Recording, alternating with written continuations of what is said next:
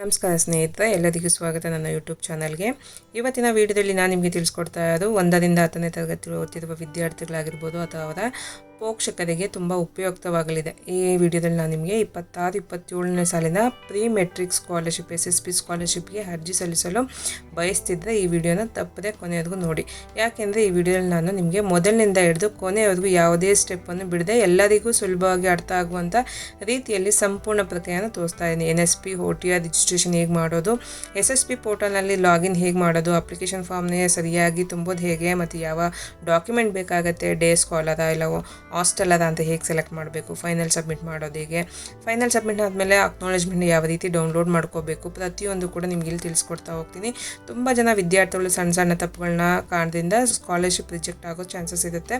ಅಂಥ ತಪ್ಪುಗಳು ಆಗಬಾರ್ದು ಅನ್ನೋ ಕಾರಣಕ್ಕೋಸ್ಕರ ನಿಮಗೆ ಇಲ್ಲಿ ಪ್ರತಿಯೊಂದು ಸ್ಟೆಪ್ನು ಕೂಡ ಲೈವಲ್ಲಿ ನಾನು ಇಲ್ಲಿ ನಿಮಗೆ ತೋರಿಸ್ಕೊಡ್ತಾ ವಿವರವಾಗಿ ತಿಳಿಸ್ಕೊಡ್ತಾ ಹೋಗ್ತೀನಿ. ಈ ವಿಡಿಯೋದಲ್ಲಿ ನೀವು ಸ್ಕಿಪ್ ಮಾಡಿದೆ ಕೊನೆಯವರೆಗೂ ನೋಡಿ. ಈ ವಿಡಿಯೋ ನೋಡಿಕೊಂಡು ನೀವು ಕೂಡ ಯಾವುದೇ ಹೆಲ್ಪ್ ಇಲ್ಲದೆ ನಿಮ್ಮ ಮೊಬೈಲಲ್ಲೇ ಪ್ರೀ ಮೆಟ್ರಿಕ್ ಸ್ಕಾಲರ್ಶಿಪ್ಗೆ ನೀವೇ ನಿಮ್ಮ ಮನೆಯಲ್ಲೇ ಕೂತ್ಕೊಂಡು ಅಪ್ಲೈನ ಮಾಡ್ಕೋಬೋದಾಗುತ್ತೆ.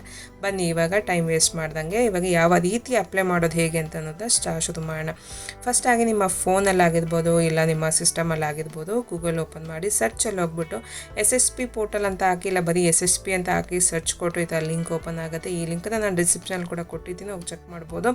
SSP ಲಿಂಕ್ ಮೇಲೆ ಕ್ಲಿಕ್ನ ಮಾಡಿ, ಕ್ಲಿಕ್ ಆಗಿದ ತಕ್ಷಣ ಈ ಥರ ವೆಬ್ಸೈಟ್ ನೋಡ್ತಾ ಇರೋಲ್ಲ, ರಾಜ್ಯ ವಿದ್ಯಾರ್ಥಿ ವೇತನ ತಂತ್ರಾಂಶ ಅಂತ ಅಂದ್ಬಿಟ್ಟು ಇಲ್ಲಿ ಕರ್ನಾಟಕ ಸರ್ಕಾರ ಅಂತ ಈ ಥರ ವೆಬ್ಸೈಟ್ ಓಪನ್ ಆಗಿದೆ. ಈ ವೆಬ್ಸೈಟಲ್ಲಿ ಕೆಳಗಡೆ ಬಂದರೆ ಫಸ್ಟಾಗಿ 26-27ನೇ ಸಾಲಿನ ಮೆಟ್ರಿಕ್ ಪೂರ್ವ ವಿದ್ಯಾರ್ಥಿ ವೇತನ ಅರ್ಜಿ ಅಂತ ಅದು 1ರಿಂದ 10ನೇ ತರಗತಿ ತೋರಿಸ್ತಾರೆ. ಅದಕ್ಕೂ ಮುಂಚೆ ಹೊಸ ಖಾತೆನ ಸೃಜಿಸ್ಕೋಬೇಕಾಗುತ್ತೆ. ಫಸ್ಟ್ ಒಂದು ಮೇಲೆ ಕ್ಲಿಕ್ನ ಮಾಡಿ, ಅಂದರೆ ಹೊಸ ಖಾತೆ ಮೇಲೆ ಕ್ಲಿಕ್ನ ಮಾಡಿ, ಕ್ಲಿಕ್ ಆಗಿದ ತಕ್ಷಣ ನಿಮಗೆ ನೆಕ್ಸ್ಟ್ ಪೇಜ್ ಓಪನ್ ಆಗಿದೆ. ಇಲ್ಲಿ ಕ್ರಿಯೇಟ್ ಅಕೌಂಟಲ್ಲಿ ಫಸ್ಟಾಗಿ ಸ್ಟೂಡೆಂಟ್ ಆಧಾರ್ ಕಾರ್ಡ್ ನಂಬರ್ನ ಇಲ್ಲಿ ಎಂಟರ್ನ ಮಾಡ್ಕೊತಾ ಇದ್ದೀನಿ. ಎಂಟರ್ ಮಾಡಿ ಇಲ್ಲಿ ಪ್ರೊಸೀಡ್ ಅಂತ ಇದೆಯಾ, ಕ್ಲಿಕ್ ಪ್ರೊಸೀಡ್ ಅಂತ ಮೇಲೆ ಕ್ಲಿಕ್ನ ಮಾಡಿದ್ರೆ ನೆಕ್ಸ್ಟ್ ಪೇಜ್ ಓಪನ್ ಆಗುತ್ತೆ. ಐಡೆಂಟಿಟಿ ವೆರಿಫಿಕೇಷನ್ ಸರ್ವಿಸ್ ಅಂತ ಅಂದ್ಬಿಟ್ಟು ಈ ಪೇಜಲ್ಲಿ ಮಗುದು ಡೀಟೇಲ್ಸ್ನ ಹಾಕ್ಕೊಂಡು ವೆರಿಫಿಕೇಷನ್ನ ಮಾಡ್ಕೋಬೇಕಾಗುತ್ತೆ. ಆಧಾರ್ ಕಾರ್ಡ್ ವೆರಿಫಿಕೇಷನ್ ಮಾಡ್ಕೋಬೇಕು. ಫಸ್ಟಾಗಿ ಆಧಾರ್ ಕಾರ್ಡಲ್ಲಿರೋಂಥ ಹೆಸರು ಏನಿರುತ್ತಲ್ಲ ಅದೇ ಆ್ಯಸ್ ಪರ್ ಇವರ ಆಧಾರ್ ಕಾರ್ಡಲ್ಲಿ ಯಾವ ರೀತಿ ಇದೆಯೋ ಆಧಾರ್ ಕಾರ್ಡಲ್ಲಿರೋಂಥ ಹೆಸರನ್ನ ಇಲ್ಲಿ ಟೈಪ್ನ ಮಾಡ್ಕೊಳ್ಳಿ. ಅದಾದಮೇಲೆ ಇಲ್ಲಿ ಆಧಾರ್ ಕಾರ್ಡ್ ನಂಬರ್ನ ಇಲ್ಲಿ ಎಂಟರ್ನ ಮಾಡ್ಕೋಬೇಕಾಗುತ್ತೆ. ಈ ಬಾಕ್ಸಲ್ಲಿ ಎಂಟರ್ನ ಮಾಡ್ಕೊಳ್ಳಿ. ಅದಾದಮೇಲೆ ಇಲ್ಲಿ ಚೆಕ್ ಬಾಕ್ಸ್ ಇದೆಯಲ್ಲ, ಐ ಅಗ್ರಿ ಅನ್ನೋ ಚೆಕ್ ಬಾಕ್ಸ್ ನೋಡ್ತಾ ಇರ್ಬೋದು, ಅದ್ರ ಮೇಲೆ ಕ್ಲಿಕ್ನ ಮಾಡ್ಕೋಬೇಕಾಗತ್ತೆ. ಕ್ಲಿಕ್ ಆದಮೇಲೆ ಇಲ್ಲಿ ಸಬ್ಮಿಟ್ ಅನ್ನೋ ಆಪ್ಷನ್ ನೋಡ್ತಾ ಇರಲ್ಲ, ಇಲ್ಲಿ ಸಬ್ಮಿಟ್ ಮೇಲೆ ಕ್ಲಿಕ್ನ ಮಾಡ್ಕೋಬೇಕಾಗತ್ತೆ. ಎಲ್ಲ ಒಂದ್ಸಲಿ ಕರೆಕ್ಟಾಗಿದೆ, ನಿಮ್ಮ ಹೆಸರಾಗಿದೆ, ಆಧಾರ್ ಕಾರ್ಡ್ ನಂಬರ್ ಕರೆಕ್ಟಾಗಿದೆ ನೋಡಿಕೊಂಡು ಸಬ್ಮಿಟ್ ಅಂತ ಕೊಟ್ಟಿದ ತಕ್ಷಣ ನಿಮಗೆ ನೆಕ್ಸ್ಟ್ ಪೇಜ್ ಓಪನ್ ಆಗುತ್ತೆ. ಇಲ್ಲಿ ನೋಡ್ತಾ ಇರ್ಬೋದು ಕಾಂಟ್ಯಾಕ್ಟ್ ಡೀಟೇಲ್ ಅಂತ ಕೇಳ್ತದೆ. ಫಸ್ಟ್ ಟೈಮ್ ರಿಜಿಸ್ಟರ್ ಮಾಡ್ಕೊಳೋರ್ಗೆ ಈ ಥರ ತೋರಿಸುತ್ತೆ. ಕಾಂಟ್ಯಾಕ್ಟ್ ಡೀಟೇಲಲ್ಲಿ ಫಸ್ಟಾಗಿ ನಿಮ್ಮ ಅಜೆಂಡಾದನ್ನ ಸೆಲೆಕ್ಟ್ನ ಮಾಡ್ಕೋಬೇಕಾಗುತ್ತೆ. ಯಾವ ಅಜೆಂಡಾದು ಅಂತ ಸೆಲೆಕ್ಟ್ನ ಮಾಡ್ಕೊಳ್ಳಿ. ಅದಾದಮೇಲೆ ನಿಮ್ಮ ಇಮೇಲ್ ID ಕೊಡಬೇಕಾಗತ್ತೆ. ಅದಾದಮೇಲೆ ನಿಮ್ಮ ಮೊಬೈಲ್ ನಂಬರ್ನ ಕೊಡಬೇಕಾಗತ್ತೆ. ಇಮೇಲ್ ID ಆಪ್ಷನಲ್ ಆಗಿರುತ್ತೆ, ಬೇಕು ಅಂದರೆ ಕೊಡ್ಬೋದು, ಇಲ್ಲಾಂದರೆ ಅವಶ್ಯಕತೆ ಇಲ್ಲ. ಇಮೇಲ್ ID ಇಲ್ಲಿ ಎಂಟರ್ನ ಮಾಡಿಕೊಂಡ್ರೆ ನಿಮ್ಗೆ ಒಳ್ಳೆಯದು. ಯಾಕೆಂದರೆ ನಿಮ್ಮದು ಫೋನ್ ನಂಬರ್ ಏನಾದರೂ ಮಿಸ್ ಆಯಿತು ಅಂದರೆ ಆ ಇಮೇಲ್ ID ವರ್ಕ್ ಆಗುತ್ತೆ. ಇವಾಗ ನೋಡ್ಬೋದು, ಇವಾಗ ಮೊಬೈಲ್ ನಂಬರ್ನ ಎಂಟರ್ನ ಮಾಡ್ಕೊಂಡಿದ್ದೀನಿ, ಹಾಗೆ ಇಮೇಲ್ ID ಎಂಟರ್ನ ಮಾಡಿಕೊಂಡು ಇಲ್ಲಿ ಸಲ್ಲಿಸಿ ಅಂತ ಆಪ್ಷನ್ ನೋಡ್ತಾ ಇಲ್ಲ, ಸಲ್ಲಿಸಿ ಮೇಲೆ ಕ್ಲಿಕ್ನ ಮಾಡಿ. ಕ್ಲಿಕ್ ಆಗಿದ ತಕ್ಷಣ ಏನು ಮೊಬೈಲ್ ನಂಬರ್ ಅಲ್ಲಿ ಎಂಟರ್ ಮಾಡಿದ್ದೀರಲ್ಲ ಅದೇ ನಂಬರ್ಗೆ ಒಂದು OTP ಬಂದಿರುತ್ತೆ, 4 ನಂಬರ್ ಅಂತ OTP ಬಂದಿರುತ್ತೆ. ಬಂದಂಥ OTPನ ಈ ಬಾಕ್ಸಲ್ಲಿ ಎಂಟರ್ನ ಮಾಡ್ಕೋಬೇಕಾಗುತ್ತೆ. ಎಂಟರ್ ಮಾಡಿ ಸಲ್ಲಿಸಿ ಅನ್ನೋ ಆಪ್ಷನ್ ನೋಡೋದಿಲ್ಲ, ಸಲ್ಲಿಸಿ ಮೇಲೆ ಕ್ಲಿಕ್ನ ಮಾಡಿ. ಕ್ಲಿಕ್ ಆಗಿದ ತಕ್ಷಣ ನಿಮಗೆ ನೆಕ್ಸ್ಟ್ ಈ ಥರ ಪೇಜ್ ಓಪನ್ ಆಗುತ್ತೆ. ಇಲ್ಲಿ ಪಾಸ್ವರ್ಡ್ನ ಕ್ರಿಯೇಟ್ನ ಮಾಡ್ಕೋಬೇಕಾಗತ್ತೆ. ಇವಾಗ ಪಾಸ್ವರ್ಡ್ನ ಯಾವ ರೀತಿ ಕ್ರಿಯೇಟ್ನ ಮಾಡ್ಕೋಬೇಕು ಅನ್ನೋ ಗೈಡ್ಲೈನ್ಸ್ನ ಈ ಕಡೆ ನಿಮ್ಮ ಲೆಫ್ಟ್ ಸೈಡಲ್ಲಿ ನೋಡ್ತಾ ಇರ್ಬೋದು. Capital letters, small letters, numbers ಮತ್ತು ಸ್ಪೆಷಲ್ ಕ್ಯಾರೆಕ್ಟರ್ಸು ಇಷ್ಟು ಮಿಕ್ಸ್ ಆಗಿ ಒಂದು ಪಾಸ್ವರ್ಡ್ನ ಕ್ರಿಯೇಟ್ನ ಮಾಡ್ಕೋಬೇಕು. ಎಷ್ಟು ಲೆಂತ್ ಇರಬೇಕು, ಎಷ್ಟು ಅಕ್ಷರಗಳಿರಬೇಕು ಅನ್ನೋದು ಕೊಟ್ಟಿರ್ತಾರೆ. ನೋಡ್ಕೊಂಡು ಆ ಪ್ರಕಾರ ನೀವು ಒಂದು ಪಾಸ್ವರ್ಡ್ನ ಕ್ರಿಯೇಟ್ನ ಮಾಡ್ಕೋಬೇಕಾಗುತ್ತೆ. ನ್ಯೂ ಪಾಸ್ವರ್ಡ್ ಜಾಗದಲ್ಲಿ ಕ್ರಿಯೇಟ್ ಆಗೋಂಥ ಏನು ಪಾಸ್ವರ್ಡ್ ಅಪ್ಲೈ ಮಾಡ್ತಾಯಿದೆ ಆ ಪಾಸ್ವರ್ಡ್ನ ಹಾಕ್ಕೊಂಡು ಅದೇ ಪಾಸ್ವರ್ಡ್ನ ಕನ್ಫರ್ಮ್ ಪಾಸ್ವರ್ಡಲ್ಲೂ ಟೈಪ್ನ ಮಾಡ್ಕೊಳ್ಳಿ. ಅದಾದಮೇಲೆ ಇಲ್ಲಿ ಸಲ್ಲಿಸಿ ಅನ್ನೋ ಆಪ್ಷನ್ ನೋಡೋದಲ್ಲ, ಸಲ್ಲಿಸಿ ಮೇಲೆ ಕ್ಲಿಕ್ನ ಮಾಡಿ. ಪಾಸ್ವರ್ಡ್ನ ನೀಟಾಗಿ ಒಂದು ಕಡೆ ನೋಟ್ ಮಾಡಿ ಇಟ್ಕೊಳ್ಳಿ. ನೆಕ್ಸ್ಟ್ ನಿಮಗೆ ಲಾಗಿನ್ ಆಗೋದಕ್ಕೆ ಬೇಕಾಗುತ್ತೆ. ಅದಾದಮೇಲೆ ನೋಡ್ಬೋದು, ಇವಾಗ ಸಲ್ಲಿಸಿ ಅಂತ ಕೊಟ್ಟಿದ ತಕ್ಷಣ ನಿಮ್ಮ ಅಕೌಂಟ್ ಏನಿರುತ್ತಲ್ಲ ಸಕ್ಸಸ್ಫುಲ್ಲಾಗಿ ರಿಜಿಸ್ಟರ್ ಆಗಿದೆ. ನಿಮ್ಮ ಖಾತೆಯನ್ನು SSPಯಲ್ಲಿ ಯಶಸ್ವಿಯಾಗಿ ಸೂಚಿಸಲಾಗಿದೆ ಅಂತ ತೋರಿಸ್ತಾ ಇದೆ. ನೋಡ್ತಾ ಇರ್ಬೋದು, ಇವಾಗ ಸಕ್ಸಸ್ಫುಲ್ ಆಗಿದೆ. ಇವಾಗ ಲಾಗಿನ್ ಆಗಬೇಕಾಗುತ್ತೆ. ನೆಕ್ಸ್ಟ್ ಸ್ಟೆಪ್ಪಲ್ಲಿ ಲಾಗಿನ್ ಆಗಬೇಕು. ವಾಪಸ್ ನಿಮ್ಮ ಮೇನ್ ಪೇಜಿಗೆ ಬಂದರೆ ಇಲ್ಲಿ ನೋಡ್ತಾ ಇರ್ಬೋದು, ಇವಾಗ ಫಸ್ಟಾಗಿ ನೀವು ಪ್ರೀ ಮೆಟ್ರಿಕ್ ಆಗಿರ್ಬೋದು ಇಲ್ಲ ಪೋಸ್ಟ್ ಮೆಟ್ರಿಕ್ ಆಗಿರ್ಬೋದು ಒಂದೇ ಥರ ಇವಾಗ ಏನು ತೋರಿಸಿದ್ನಲ್ಲ ಅದೇ ರೀತಿ ನೀವು ಅಕೌಂಟನ್ನ ಕ್ರಿಯೇಟ್ನ ಮಾಡ್ಕೋಬೇಕಾಗುತ್ತೆ. ಫಸ್ಟ್ ಟೈಮ್ ಆಗಿದೆ. ಇವಾಗ ನೆಕ್ಸ್ಟ್ ಇಲ್ಲಿ 1ರಿಂದ 10ನೇ ತರಗತಿ ವಿದ್ಯಾರ್ಥಿಗಳು ಅಂತ ಇದೆಯಲ್ಲ, ಮೆಟ್ರಿಕ್ ಪೂರ್ವ ವಿದ್ಯಾರ್ಥಿ ಅದ್ರ ಮೇಲೆ ಕ್ಲಿಕ್ನ ಮಾಡ್ಕೊಂಡಿದ್ದೀನಿ. ಕ್ಲಿಕ್ ಆಗಿದ ತಕ್ಷಣ ನಿಮಗೆ ನೆಕ್ಸ್ಟ್ ಲಾಗಿನ್ ಪೇಜ್ ಓಪನ್ ಆಗಿದೆ. ಇಲ್ಲಿ ಲಾಗಿನ್ ಪೇಜಲ್ಲಿ ಇಲ್ಲಿ ಫಸ್ಟಾಗಿ ಸ್ಟೂಡೆಂಟ್ ID ನಂಬರ್ನ ಹಾಕ್ಕೊಬೇಕಾಗುತ್ತೆ. ನೀವು ಏನು ಕ್ರಿಯೇಟ್ ಮಾಡಿದ್ರೆ ನಿಮ್ಮ ಮೊಬೈಲಿಗೆ ಬಂದಿರುತ್ತೆ SSP ನಂಬರ್ ಅಂತ ಅಂದ್ಬಿಟ್ಟು ಆ ID ನಂಬರು. ಆ ಬಂದಂಥ ID ನಂಬರ್ನ ಇಲ್ಲಿ ಎಂಟರ್ನ ಮಾಡ್ಕೋಬೇಕಾಗತ್ತೆ. ಎಂಟರ್ನ ಮಾಡಿಕೊಂಡು ಪಾಸ್ವರ್ಡ್ ಏನು ಕ್ರಿಯೇಟ್ ಮಾಡ್ಕೊಂಡಿದ್ದಲ್ಲ ಅಲ್ಲಿ ಆ ಪಾಸ್ವರ್ಡ್ನ ಇಲ್ಲಿ ಎಂಟರ್ನ ಮಾಡ್ಕೋಬೇಕಾಗತ್ತೆ. ಪಾಸ್ವರ್ಡ್ನ ಎಂಟರ್ನ ಮಾಡ್ಕೊಂಡು ಇಲ್ಲಿ ಕ್ಯಾಪ್ಚರ್ ಕೋಡ್ ಯಾವ ರೀತಿ ನೋಡ್ತಾ ಇರ್ಬೋದು, ಕ್ಯಾಪ್ಚರ್ ಕೋಡ್ ಯಾವ ರೀತಿ ಇದೆಯೋ ಅದೇ ರೀತಿ ಇಲ್ಲಿ ಟೈಪ್ನ ಮಾಡ್ಕೊಳ್ಳಿ. ಅದಾದಮೇಲೆ ಇಲ್ಲಿ ಸ್ಟೂಡೆಂಟ್ ಲಾಗಿನ್ ಅನ್ನೋ ಆಪ್ಷನ್ ನೋಡ್ತಾ ಇರ್ಬೋದು. ಸ್ಟೂಡೆಂಟ್ ಲಾಗಿನ್ ಮೇಲೆ ಕ್ಲಿಕ್ನ ಮಾಡ್ಕೋಬೇಕಾಗತ್ತೆ. ಕ್ಲಿಕ್ ಆಗಿದ ತಕ್ಷಣ ನಿಮಗೆ ನೆಕ್ಸ್ಟ್ ಈ ಥರ ಪೇಜ್ ಓಪನ್ ಆಗುತ್ತೆ. ಅಂದರೆ ಲಾಗಿನ್ ಆಗುತ್ತೆ. ಲಾಗಿನ್ ಆಗಿದ ತಕ್ಷಣ ಇಲ್ಲಿ ಈ ಥರ ಇನ್ಸ್ಟ್ರಕ್ಷನ್ಸ್ ಎಲ್ಲ ಕೊಡಲಾಗಿರುತ್ತೆ. ಇನ್ಸ್ಟ್ರಕ್ಷನ್ಸ್ ಬೇಕಾದ್ರೆ ನೀವು ಓದ್ಕೋಬೋದು ಕೇರ್ಫುಲ್ಲಾಗಿ. ಫಸ್ಟಾಗಿ ನೀವು ಅಪ್ಲಿಕೇಶನ್ ಹಾಕೋದಕ್ಕೂ ಮುಂಚೆ ಫಸ್ಟಾಗಿ KYC ಆಗೋದು ಮುಖ್ಯ ಆಗಿರುತ್ತೆ. KYC ಆಗಿಲ್ಲ ಅಂದರೆ ನೀವು ಅಪ್ಲಿಕೇಶನ್ ಪೇಜ್ ಸ್ಟಾರ್ಟ್ ಮಾಡೋಕ್ಕೆ ಆಗಲ್ಲ. ಇಲ್ಲಿ ಮೇಲ್ಗಡೆ KYC ಅಂತ ಆಪ್ಷನ್ ನೋಡ್ತಾ ಇರ್ಬೋದು. KYC ಮೇಲೆ ಕ್ಲಿಕ್ನ ಮಾಡ್ಕೋಬೇಕಾಗುತ್ತೆ. KYC ಮೇಲೆ ಕ್ಲಿಕ್ನ ಮಾಡಿ. ಕ್ಲಿಕ್ ಆಗಿದ ತಕ್ಷಣ ನಿಮ್ಗೆ ಈ ಥರ ನೆಕ್ಸ್ಟ್ ಪೇಜ್ ಓಪನ್ ಆಗುತ್ತೆ. KYC ಪೇಜ್ ಅಂತ ಅಂದ್ಬಿಟ್ಟು ಇಲ್ಲಿ ಕ್ಲಿಕ್ ಫಾರ್ KYC ಅಂತ ಇದೆಯಲ್ಲ ಇದ್ರ ಮೇಲೆ ಕ್ಲಿಕ್ನ ಮಾಡ್ಕೊಳ್ಳಿ. ಕ್ಲಿಕ್ ಆಗಿದ ತಕ್ಷಣ ನಿಮಗೆ KYC ಸರ್ವಿಸ್ ಪೇಜ್ ಓಪನ್ ಆಗುತ್ತೆ. ಇಲ್ಲಿ ನೋಡ್ತಾ ಇರ್ಬೋದು. ಇವಾಗ ಇಲ್ಲಿ ಜಸ್ಟ್ ನಿಮ್ಮ ಆಧಾರ್ ಕಾರ್ಡ್ ನಂಬರ್ನ ಎಂಟರ್ನ ಮಾಡಬೇಕಾಗುತ್ತೆ. ಇವಾಗ ಇದಕ್ಕೆ ಆಧಾರ್ ಕಾರ್ಡ್ಗೆ ನಿಮ್ಮ ಆಧಾರ್ ಕಾರ್ಡ್ ಸ್ಟೂಡೆಂಟ್ ಆಧಾರ್ ಕಾರ್ಡ್ಗೆ ಮೊಬೈಲ್ ನಂಬರ್ ಲಿಂಕ್ ಇರಲೇಬೇಕಾಗುತ್ತೆ. ಆ ನಂಬರ್ ನಿಮ್ಮ ಹತ್ರ ಇರಲೇಬೇಕಾಗುತ್ತೆ. ಏಕೆಂದರೆ OTP ಬರುತ್ತೆ. ಅದಕ್ಕೋಸ್ಕರ ನಂಬರ್ ಲಿಂಕ್ ಇರಲೇಬೇಕು ಅಪ್ಲೈ ಮಾಡೋದಕ್ಕೆ.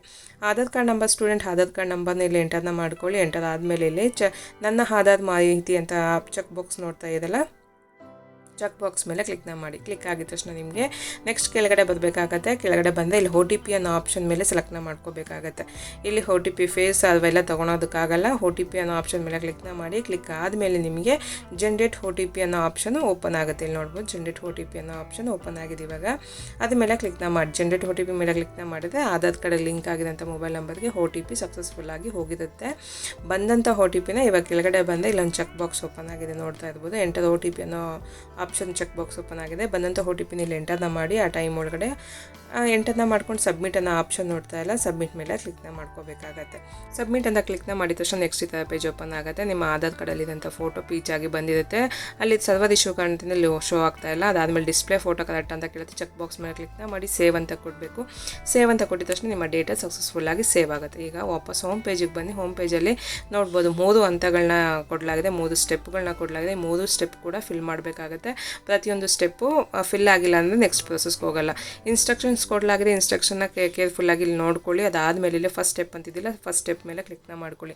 ಕ್ಲಿಕ್ ಆಗಿದ ತಕ್ಷಣ ನಿಮಗೆ application page first step page open ಆಗಿದೆ. ಇವಾಗ ಇಲ್ಲಿ ಫಸ್ಟಲ್ಲೇ ನೋಟಿಫಿಕೇಷನ್ ಎಲ್ಲ ಕೊಡಲಾಗಿದೆ. ನಿಮ್ಮ ಏನು ತಪ್ಪು ವಿವರಗಳ ಕೊಟ್ಟಿದ್ದಲ್ಲಿ ಅರ್ಜಿನ ತಿರಸ್ಕರಿಸಲಾಗುತ್ತದೆ ಅಂತ ತೋರಿಸಲಾಗಿದೆ. ಕರೆಕ್ಟಾಗಿ ಫಿಲ್ನ ಮಾಡ್ಕೊಂಡು ಹೋಗಬೇಕು. ಈಗ ಫಸ್ಟಾಗಿ ನೀವು ಇಲ್ಲಿ ಸ್ಯಾಟ್ ಅಕಾಡೆಮಿಕ್ ಡೀಟೇಲ್ಸ್ನ ಫಿಲ್ ಮಾಡಬೇಕಾಗತ್ತೆ. ನಿಮ್ಮ ಸ್ಯಾಟ್ ನಂಬರ್ ಇದ್ದರೆ ಸಾಕಾಗುತ್ತೆ. ನಿಮ್ಮ ಅಕಾಡೆಮಿಕ್ ಡೀಟೇಲ್ಸ್ ಎಲ್ಲ ಬಂದುಬಿಡುತ್ತೆ. ಫಸ್ಟಾಗಿ ನಿಮ್ಮ ಸ್ಯಾಟ್ ನಂಬರ್ ಇಟ್ಕೊಂಡು ಆ ಸ್ಯಾಟ್ ನಂಬರ್ನ ಈ ಬಾಕ್ಸಲ್ಲಿ ಎಂಟರ್ನ ಮಾಡಿ. ಗೆಟ್ ಡೇಟಾ ಅಂತ ಇದೆಯಲ್ಲ ಗೆಟ್ ಡೇಟಾ ಮೇಲೆ ಕ್ಲಿಕ್ನ ಮಾಡಿ. ಕ್ಲಿಕ್ ಆಗಿದ ತಕ್ಷಣ ನಿಮ್ಮ ಆಧಾರ್ ಕಾರ್ಡಲ್ಲಿ ಸೇಮ್ ಮ್ಯಾಚಿಂಗ್ ಇರಬೇಕು. ಆಧಾರ್ ಕಾರ್ಡು ಮತ್ತು ನಿಮ್ಮ ಸ್ಯಾಟ್ ನಂಬರು ನೋಡ್ಬೋದು. ಇವಾಗ ಕನ್ಫರ್ಮೇಷನ್ ಆಗಿದೆ. ಇಲ್ಲಿ ಡೀಟೇಲ್ಸ್ ಎಲ್ಲ ಪೀಚಾಗಿ ಬಂದಿದೆ ನೋಡ್ತಾ ಇರೋದು. SSP ಆಧಾರ್ ಕಾರ್ಡಲ್ಲಿರೋಂಥ ಹೆಸರಾಗಿರ್ಬೋದು, ನಿಮ್ಮ ಸ್ಯಾಟ್ನಲ್ಲಿರೋಂಥ ಹೆಸರಾಗಿರ್ಬೋದು ಸೇಮ್ ಟು ಸೇಮ್ ಇದೆ. ಹಾಗೆ ಮ್ಯಾಚ್ ಆಗಿದೆ. ಎಲ್ಲ ಡೀಟೇಲ್ ಎಲ್ಲ ಪೀಚಾಗಿ ಬಂದಿದೆ.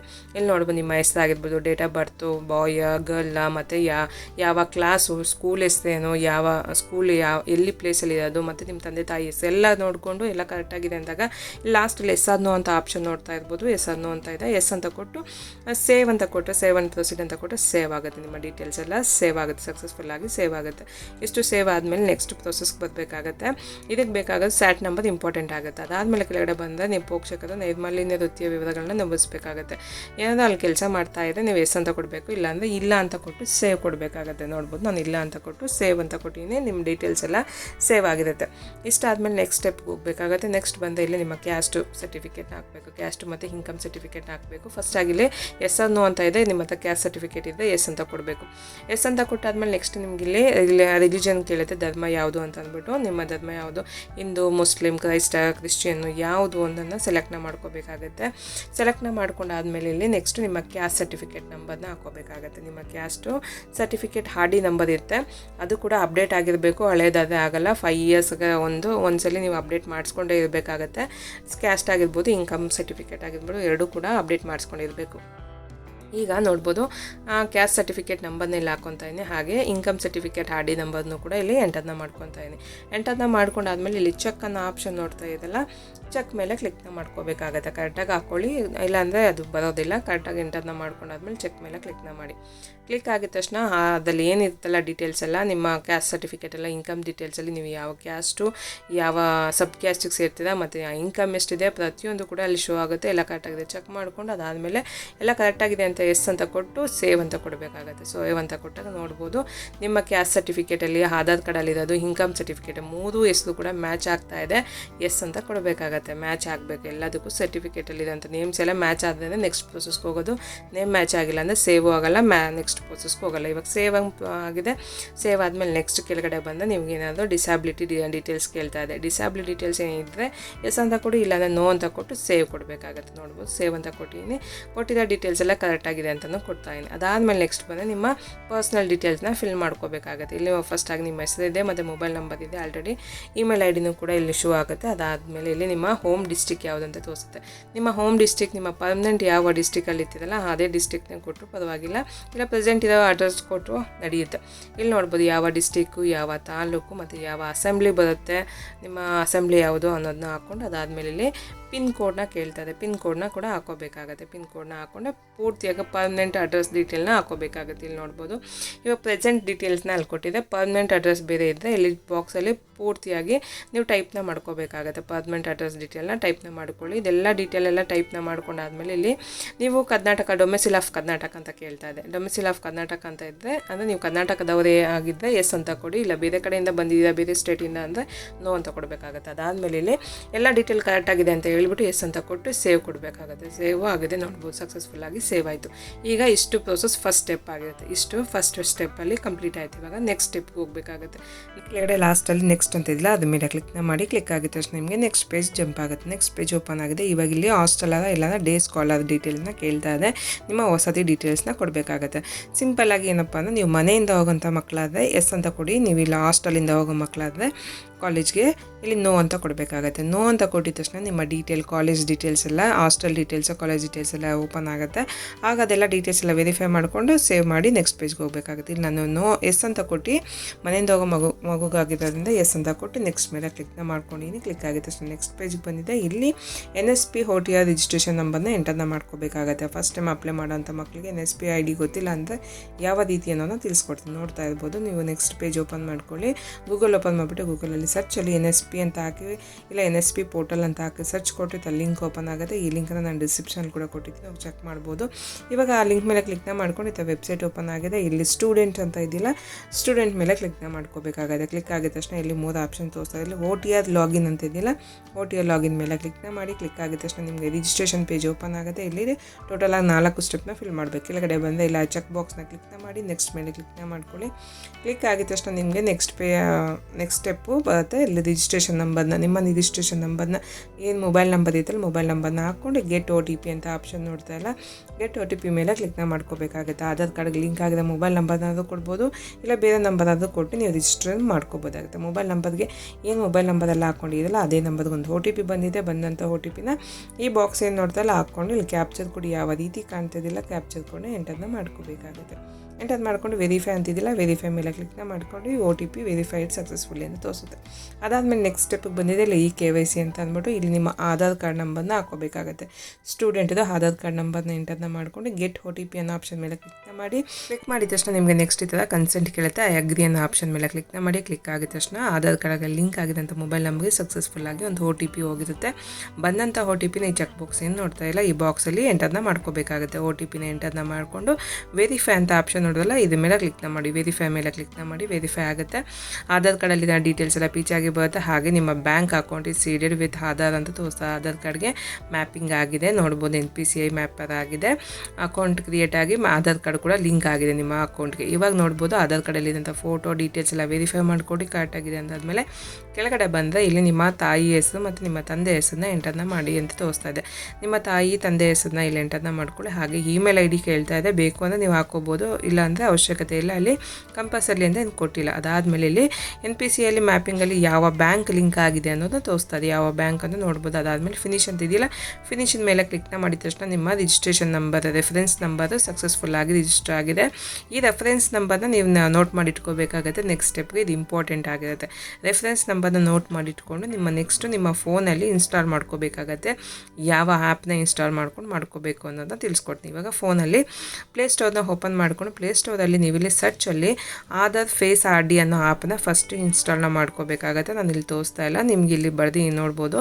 ಈ ಆ್ಯಪ್ನ ಇನ್ಸ್ಟಾಲ್ ಮಾಡ್ಕೊಳ್ಳಿ. ಅದಾದಮೇಲೆ ನೆಕ್ಸ್ಟು NSP OTR ಅಂತ ಇದಿಲ್ಲ, NSP OTR ಆ್ಯಪ್ನ ಇನ್ಸ್ಟಾಲ್ನ ಮಾಡ್ಕೋಬೇಕಾಗತ್ತೆ. ನೋಡ್ತಾ ಇಲ್ಲ, ಇದು ಸಿಂಬಲ್ ಇರುತ್ತೆ, ಇದನ್ನು ಇನ್ಸ್ಟಾಲ್ ಮಾಡ್ಕೊಳ್ಳಿ. ಇನ್ಸ್ಟಾಲ್ ಮಾಡ್ಕೊಂಡು ಓಪನ್ ಮಾಡ್ಕೊಂಡು ಈ ಥರ ಓಪನ್ ಆಗುತ್ತೆ. ಇಲ್ಲಿ ನೋಡ್ಬೋದು ನ್ಯಾಷನಲ್ ಸ್ಕಾಲರ್ಶಿಪ್ ಪೋರ್ಟಲ್ ಅಂತ OTR ಆ್ಯಪ್ ಅಂತ ಅಂದ್ಬಿಟ್ಟು ಇಲ್ಲಿ ಕೆಳಗಡೆ ಲಾಗಿನ್ನು, ರಿಜಿಸ್ಟರು, ಈ KYC ಫೇಸ್ ಅಥೆಂಟಿಕೇಷನ್ ಎಲ್ಲ ಇರುತ್ತೆ. ನೀವು ಇದರಿಂದನೇ ಇದೇ ಆ್ಯಪಿನ ನೀವು ರಿಜಿಸ್ಟರ್ ಕೂಡ ಮಾಡ್ಕೋಬೋದು. ನಾನು ಸಿಸ್ಟಮಿಂದ ತೋರಿಸಿದ್ದೀನಿ ಅಷ್ಟೇ. ಇವಾಗ ಥರ್ಡ್ ಒನ್ ನೋಡ್ತಾ ಇಲ್ಲ, KYC ಫೇಸ್ ಅಥೆಂಟಿಕೇಷನ್ ಅಂತ, ಅದ್ರ ಮೇಲೆ ಕ್ಲಿಕ್ನ ಮಾಡ್ಕೊಳ್ಳಿ. ಕ್ಲಿಕ್ ಆಗಿದ ತಕ್ಷಣ ನಿಮಗೆ ನೆಕ್ಸ್ಟ್ ಈ ಥರ ಪೇಜ್ ಓಪನ್ ಆಗಿದೆ. ಇಲ್ಲಿ ರೆಫರೆನ್ಸ್ ನಂಬರ್ನ ಹಾಕೋಬೇಕಾಗತ್ತೆ. ನೋಟ್ ಮಾಡಿ ಇಟ್ಕೊಳ್ಳಿ ಅಂತಂದಲ್ಲ, ರೆಫರೆನ್ಸ್ ನಂಬರ್ ಯಾವ ರೀತಿ ಇದೆಯೋ ಸೇಮ್ ಅದೇ ರೀತಿಯೇ ಹಾಕೋಬೇಕಾಗತ್ತೆ. ಚೇಂಜಸ್ ಮಾಡೋಕ್ಕೋಗ್ಬಿಡಿ, ಸೇಮ್ ಅದು ಯಾವ ರೀತಿ ಅದೇ ಹಾಕ್ಕೊಂಡು ಸೆಂಡ್ OTP ಆಪ್ಷನ್ ಮೇಲೆ ಕ್ಲಿಕ್ನ ಮಾಡಿದೆ. ಒಂದು OTP ಆಗುತ್ತೆ. ಏನು ಮೊಬೈಲ್ ನಂಬರ್ ಅಲ್ಲಿ ರಿಜಿಸ್ಟರ್ ಮಾಡ್ಕೊಂಡ್ರಲ್ಲ ಅಲ್ಲೇ ತೋರಿಸ್ತದೆ OTP sent your mobile number register NSP ಅಂತ ಅಂದ್ಬಿಟ್ಟು ಆ ಬಂದಂಥ OTPನ ಇಲ್ಲಿ ಎಂಟರ್ನ ಮಾಡಿ ನೆಕ್ಸ್ಟ್ ಅನ್ನೋ ಆಪ್ಷನ್ ನೋಡ್ತಾ ಇದ್ದಲ್ಲ, ನೆಕ್ಸ್ಟ್ ಮೇಲೆ ಕ್ಲಿಕ್ನ ಮಾಡಿ. ಕ್ಲಿಕ್ ಆಗಿದ ತಕ್ಷಣ ನಿಮಗೆ ನೆಕ್ಸ್ಟ್ ಇಲ್ಲಿ ಆಧಾರ್ ನಿಮ್ಮ ಡೀಟೇಲ್ಸ್ ಎಲ್ಲ ಪೀಚ್ ಆಗ್ಬೋದು, ನಿಮ್ಮ ಹೆಸರಾಗಿರ್ಬೋದು, ಡೀಟೇಲ್ ಎಲ್ಲ ಪೀಚ್ ಆಗಿದೆ. ವೆರಿಫೈ ಮಾಡ್ಕೊಂಡು ಫೇಸ್ ಅಥೆಂಟಿಕೇಷನ್ ಇದ್ದಿಲ್ಲ ಅದ್ರ ಮೇಲೆ ಕ್ಲಿಕ್ನ ಮಾಡಿದೆ. ಇಲ್ಲಿ ಮತ್ತೆ ಆ ಕನ್ಸೆಂಟ್ ಕೇಳುತ್ತೆ, ಆ ಅಗ್ರಿ ಅನ್ನೋ ಆಪ್ಷನ್ ಕೆಳಗಡೆ ಬಂದು ಆ ಅಗ್ರಿ ಮೇಲೆ ಕ್ಲಿಕ್ನ ಮಾಡಿ. ಕ್ಲಿಕ್ ಆಗಿದ ತಕ್ಷಣ ನಿಮಗೆ ಫೇಸ್ ಅಥೆಂಟಿಕೇಷನ್ ಪೇಜ್ ಓಪನ್ ಆಗುತ್ತೆ, ಕ್ಯಾಮ್ರಾ ಓಪನ್ ಆಗುತ್ತೆ. ಇವಾಗ ಆ ಕ್ಯಾಮ್ರಾ ಫೇಸ್ಗೆ ನೀವು ಫೇಸ್ ತೋರಿಸ್ಬೇಕಾಗತ್ತೆ. ಅಲ್ಲಿ ಪ್ಲೀಸ್ ಬ್ಲಿಂಕ್ ಯುವರ್ ಹೈ ಅಂತ ತೋರಿಸುತ್ತೆ, ಹೈನ ಬ್ಲಿಂಕ್ ಮಾಡಬೇಕು. ಬ್ಯಾಗ್ದೊಂದು ವೈಟ್ ಕಲರ್ ಇರಬೇಕು, ಬೆಳಕಿರೋ ಜಾಗದಲ್ಲಿ ನಿಂತ್ಕೋಬೇಕಾಗುತ್ತೆ. ಯಾವುದೇ ಅಂತ ಗ್ಲಾಸ್ ಆಗಿರ್ಬೋದು, ಹ್ಯಾಟ್ ಆಗಿರ್ಬೋದು, ಯಾವುದು ಆಗದಿದೆ ಫೇಸ್ ಕರೆಕ್ಟಾಗಿ ತೋರಿಸ್ಬೇಕಾಗುತ್ತೆ. ಆಗ ನೋಡ್ಬೋದು ಇವಾಗ ಸಕ್ಸಸ್ಫುಲ್ ಆಗಿ ನಿಮ್ಮ OTR number NSP OTR number register ಆಗಿದೆ. ಈ ನಂಬರ್ನ ನೀವು ನೋಟ್ ಮಾಡ್ಕೊಬೇಕಾಗತ್ತೆ. ನೆಕ್ಸ್ಟ್ ಸ್ಟೆಪ್ಗೆ ಇದೇ ನಂಬರ್ ಮೇನ್ ಆಗುತ್ತೆ. ಈ OTR ನಂಬರ್ ಒಂದ್ಸಲ ರಿಜಿಸ್ಟರ್ ಆಗಿಬಿಟ್ರೆ ವರ್ಷ ರಿಜಿಸ್ಟರ್ ಆಗೋ ಅವಶ್ಯಕತೆ ಇಲ್ಲ, ನೋಟ್ ಮಾಡಿ ಇಟ್ಕೊಳ್ಳಿ. ಇವಾಗ ನೆಕ್ಸ್ಟ್ ವಾಪಸ್ ನೀವು NSP ಪೋರ್ಟಲ್ಗೆ ಬಂದರೆ ಇಲ್ಲಿ enter OTP one time registered OTR ಅಂತ ತೋರಿಸ್ತಾರೆ. ಸಾರಿ, NSP OTRನ ಎಂಟರ್ನ ಮಾಡ್ಕೊಂಡು ಸಬ್ಮಿಟ್ ಅಂತ ಕೊಟ್ಟಿನಿ. ಸಬ್ಮಿಟ್ ಅಂತ ಕೊಟ್ಟಿದ ತಕ್ಷಣ ನೋಡ್ತಾ ಇರ್ಬೋದು ನಿಮ್ಮ ಫೈನಲ್ ಸಬ್ಮಿಷನ್ಗೆ ಬಂದಿದೆ. ಇಲ್ಲಿ ಫೈನಲ್ ಸಬ್ಮಿಷನಲ್ಲಿ ಪ್ರತಿಯೊಂದು ಸ್ಟೆಪ್ನು ಕೂಡ ನೋಡ್ಕೋಬೇಕಾಗತ್ತೆ. ಒಂದು ಮಿಸ್ಟೇಕ್ ಆಯಿತು ಅಂತಂದು ಕೂಡ ನಿಮ್ಮ ಅಪ್ಲಿಕೇಶನ್ ಫಾರ್ಮು ರಿಜೆಕ್ಟ್ ಆಗೋ ಚಾನ್ಸಸ್ ಇರುತ್ತೆ. ಪ್ರತಿಯೊಂದು ನೀವೇನೆಲ್ಲ ಡೀಟೇಲ್ಸ್ ಎಂಟರ್ ಮಾಡಿದ್ದೀರಲ್ಲ ಪ್ರತಿಯೊಂದು ಕೂಡ ಕರೆಕ್ಟಾಗಿದೆಯಾ, ಎಲ್ಲ ಕರೆಕ್ಟಾಗಿದೆಯಾ ಅಂತ ನೋಡ್ಕೊಳ್ಳಿ. ಎಲ್ಲ ಕರೆಕ್ಟಾಗಿದೆ ಅಂತ ಅಂದಾಗ ಲಾಸ್ಟಲ್ಲಿ ಡಿಕ್ಲರೇಷನ್ ಫಾರ್ಮ್ಗೆ ಬರುತ್ತೆ. ಇವಾಗ ಲಾಸ್ಟಿಗೆ ಎಲ್ಲ ಕರೆಕ್ಟಾಗಿದೆ ಚೆಕ್ ಮಾಡ್ಕೊಂಡಾದ್ಮೇಲೆ ಡಿಕ್ಲರೇಷನಲ್ಲಿ ಚೆಕ್ ಬಾಕ್ಸ್ ನೋಡ್ತಾ ಇರ್ಬೋದು. ಇಲ್ಲಿ ಚೆಕ್ ಬಾಕ್ಸ್ ಮೇಲೆ ಕ್ಲಿಕ್ನ ಮಾಡ್ಕೋಬೇಕಾಗುತ್ತೆ. ಚೆಕ್ ಬಾಕ್ಸ್ ಮೇಲೆ ಕ್ಲಿಕ್ನ ಮಾಡಿ ಇಲ್ಲಿ ಸೇವ್ ಆ್ಯಂಡ್ ಡ್ರಾಫ್ಟ್ ಅಂತ ಇದಿಲ್ಲ, ಸೇವ್ ಮಾಡ್ಕೊಳ್ಳಿ. ಫಸ್ಟಾಗಿ ಸೇವ್ ಮಾಡಿ ಡ್ರಾಫ್ಟ್ ಅಂತ ಮಾಡಿದಾಗ ಒಂದು ಡ್ರಾಫ್ಟ್ ಪೇಜ್ ಓಪನ್ ಆಗುತ್ತೆ. ಸಕ್ಸಸ್ಫುಲ್ಲಾಗಿ ಅಪ್ಲಿಕೇಶನ್ ಸೇವ್ಡ್ ಅಂತ ತೋರಿಸುತ್ತೆ ನೋಡ್ಬೋದು. ಇವಾಗ ಅದಾದಮೇಲೆ ಒಂದ್ಸಲ ಚೆಕ್ ಮಾಡ್ಕೊಳ್ಳಿ. ಚೆಕ್ ಮಾಡ್ಕೊಂಡು ಆದಮೇಲೆ ಸಬ್ಮಿಟ್ ಅಂತ ಕೊಟ್ಟು ನಾನೆಲ್ಲ ಚೆಕ್ ಮಾಡ್ಕೊಂಡಿದ್ದೇನೆ. ಸೇವ್ ಅಂತ ಕೊಟ್ಟಿದ್ದೀನಿ, ಸೇವ್ ಕೊಟ್ಟಿದ್ದೆ, ಸಬ್ಮಿಟ್ ಅಂತ ಕೊಟ್ಟು ಸಬ್ಮಿಟ್ ಆಗಿದ್ದ, ಸಕ್ಸಸ್ಫುಲ್ಲಾಗಿ ಸಬ್ಮಿಟ್ ಆಗಿದೆ. ಫೈನಲ್ ಸಬ್ಮಿಷನ್ ಡನ್ ಅಂತ ನೋಡ್ತಾ ಇರ್ಬೋದು. ಡಿಕ್ಲರೇಷನಲ್ಲಿ ಫೈನಲ್ ಸಬ್ಮಿಷನ್ ಡನ್ ಆಗಿದೆ. ಇವಾಗ ನೀವು ಅಕ್ನಾಲೇಜ್ಮೆಂಟ್ ತೊಗೋಬೇಕು ಅಂದರೆ ವಾಪಸ್ ನೀವು ಮೇಲೆ ಬರಬೇಕಾಗುತ್ತೆ. ವಾಪಸ್ ಹೋಮ್ ಪೇಜಿಗೆ ಬನ್ನಿ. ಇಲ್ಲಿ ನೋಡ್ಬೋದು 3 ಸ್ಟೆಪ್ ಕೂಡ ಫಿನಿಶ್ ಆಗಿದೆ. 3 ಸ್ಟೆಪ್ ಏನು ಅಪ್ಲೈ ಮಾಡಬೇಕಾಗಿತ್ತಲ್ಲ ಫಸ್ಟ್ ಆಗಿದೆ ಎಡ್ಡಿತ್ತು, ಇವಾಗ 3 ಸ್ಟೆಪ್ ಕೂಡ ಫಿನಿಶ್ ಆಗಿದೆ. ಇವಾಗ ಪ್ರಿಂಟ್ ಅಕ್ನಾಲೇಜ್ಮೆಂಟ್ ಅಂತ ಆಪ್ಷನ್ ನೋಡೋದಲ್ಲ, ಇದ್ರ ಮೇಲೆ ಕ್ಲಿಕ್ನ ಮಾಡಿದ್ರೆ ನಿಮ್ಮ ಅಕ್ನಾಲೇಜ್ಮೆಂಟ್ ಈ ಥರ ಜನ್ರೇಟ್ ಆಗುತ್ತೆ, ಓಪನ್ ಆಗುತ್ತೆ. ಇಲ್ಲಿ ಕೆಳಗಡೆ ಪ್ರಿಂಟದ ಮೇಲೆ ಕ್ಲಿಕ್ನ ಮಾಡಿಕೊಂಡು ನೀವು ಪ್ರಿಂಟ್ಔಟ್ ಕೂಡ ತೊಗೋಬೋದು, ಇಲ್ಲ ಡೌನ್ಲೋಡ್ ಮಾಡ್ಕೊಂಡು ಸೇವ್ ಕೂಡ ಮಾಡಿಟ್ಕೋಬೋದಾಗುತ್ತೆ ನಿಮ್ಮ ಫೋನಲ್ಲಿ. ನೋಡೋದಲ್ಲ ಯಾವ ರೀತಿ ಪ್ರೀ ಮೆಟ್ರಿಕ್ ಸ್ಕಾಲರ್ಶಿಪ್ಗೆ ಅಪ್ಲೈ ಮಾಡೋದು ಹೇಗೆ, 1 to 10th ಒಳಗಡೆ ಇದ್ದಂಥ ಮಕ್ಕಳು ಏನೆಲ್ಲ ಡಾಕ್ಯುಮೆಂಟ್ ಬೇಕಾಗುತ್ತೆ, ಯಾವ ರೀತಿ ಅಪ್ಲೈ ಮಾಡಬೇಕಾಗತ್ತೆ, ಫಸ್ಟ್ ಟೈಮ್ ಅಪ್ಲೈ ಮಾಡೋವಂಥದ್ದು ಇಷ್ಟು ಪ್ರೋಸೆಸ್ನ ಮಾಡ್ಕೋಬೇಕಾಗತ್ತೆ. ನೀವೇನೋ ಲಾಸ್ಟ್ ಇಯರ್ ಮಾಡ್ಕೊಂಡಿದ್ರೆ ನೀವು ಜಸ್ಟ್ ಇದು ಅಪ್ಡೇಟ್ ಮಾಡಿದ್ರೆ ಸಾಕಾಗುತ್ತೆ. ಅದು ನೆಕ್ಸ್ಟ್ ಸ್ಟೆಪ್ಪಲ್ಲಿ ನಿಮ್ಗೆ ತೋರಿಸ್ಕೊಡ್ತೀನಿ ಜಸ್ಟ್ ಅಪ್ಡೇಟ್ ಮಾಡ್ಕೊಳೋದು ಹೇಗೆ ಅನ್ನೋದನ್ನ. ಈ ವಿಡಿಯೋ ನಿಮಗೆಲ್ಲ ಯೂಸ್ಫುಲ್ ಆಯಿತು ಅಂದ್ಕೊಳ್ತೀನಿ, ಯೂಸ್ ಆಗಿದೆ. ಲೈಕ್ ಮಾಡಿ, ಶೇರ್ ಮಾಡಿ, ಕಮೆಂಟ್ ಮಾಡಿ ತಿಳಿಸಿ. ಇನ್ನಷ್ಟು ಇನ್ಫಾರ್ಮೇಟಿವ್ ವೀಡಿಯೋಸ್ಗಾಗಿ ನನ್ನ ಚಾನಲ್ನ ಸಬ್ಸ್ಕ್ರೈಬ್ ಆಗೋದನ್ನ ಮರಿಬೇಡಿ. ಸಿಗೋಣ ಮತ್ತೊಂದು ವಿಡಿಯೋದಲ್ಲಿ. Thank you for watching.